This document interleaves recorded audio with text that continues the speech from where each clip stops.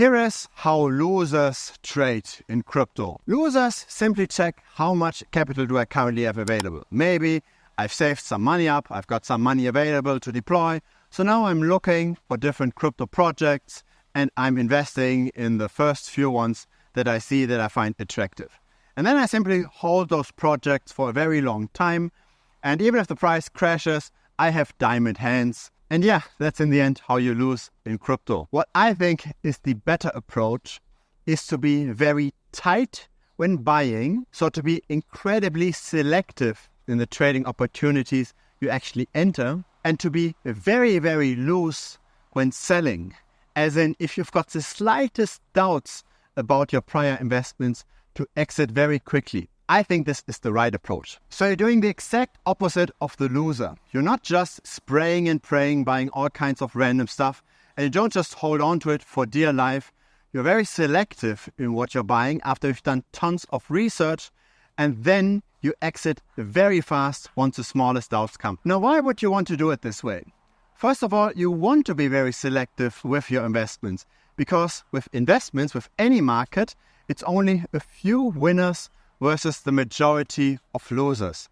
In other words, if you just spray and pray, if you simply just buy 20, 30 altcoins that you kind of like, where you didn't really do that much research, there's a good chance that you're actually going to underperform just buying and holding Bitcoin. The vast majority of altcoins underperform the vast majority of times. It's a small minority of altcoins that outperform massively during short periods of time. So you have to be very, very much selective if you want to make any gains whatsoever. You have to put in the effort to try to find those few winners. Just spraying and praying is unfortunately not going to do the job. So it makes sense to be very, very careful when entering a position. But then when we are so careful, why should we be selling that early in case of the slightest doubt? Why not then take advantage of all the research that we have done? And why should we then exit very quickly in case something doesn't look as rosy anymore compared to when we have bought? Here's the problem with crypto YouTube. People promoting becoming degen or buying 100x coins. That's what gives clicks, but that's not what's going to bring you forward. I refuse to take money from centralized exchanges. I refuse to take money from crypto projects. I refuse to pump and dump a coin and filling up my pockets in the background. I don't do any of this. Instead, I share my knowledge in the form of tutorials in the premium membership. So that's content that won't do well on YouTube, but that builds up skill over time. You can also directly contact me over there. You can directly pick my brain. Feel free to check it out. TheBitcoinStrategy.com is the link. The reason is confirmation bias. The problem is that once you've bought a cryptocurrency, you're very likely going to read a lot of positive news about it.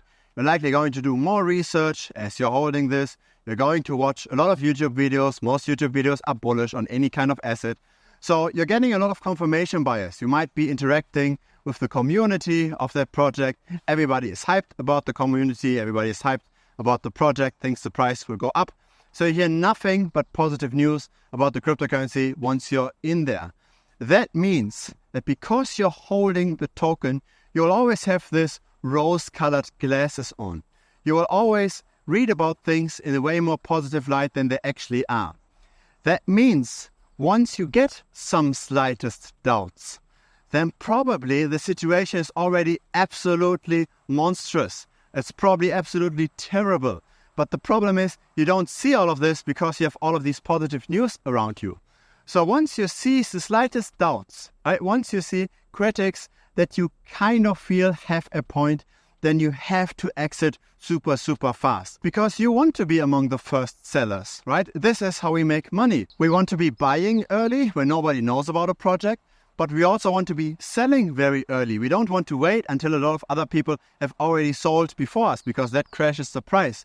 So we have to be hyper sensitive to negative news when we hold a cryptocurrency, and we have to be very, very much open to selling it early. So what that means in the end is that you won't be holding a lot of altcoins for a long time, right? You will be very selective in what you buy, and then you will find the next possible exit opportunity whenever something doesn't look that great anymore. And this is exactly how you should be doing it as a winner in trading. Because again, the vast majority of altcoins underperform in the vast majority of times. You have to take the few altcoins that outperform in those short period of times to gain against the others. Don't be the loser that buys 20, 30, 40 altcoins, that holds them for a long time, diamond hands, that then gets taken advantage of, that then loses all of the money because of token inflation, because more value goes to the early founders, because maybe there's new competition, whatever the reason is, right?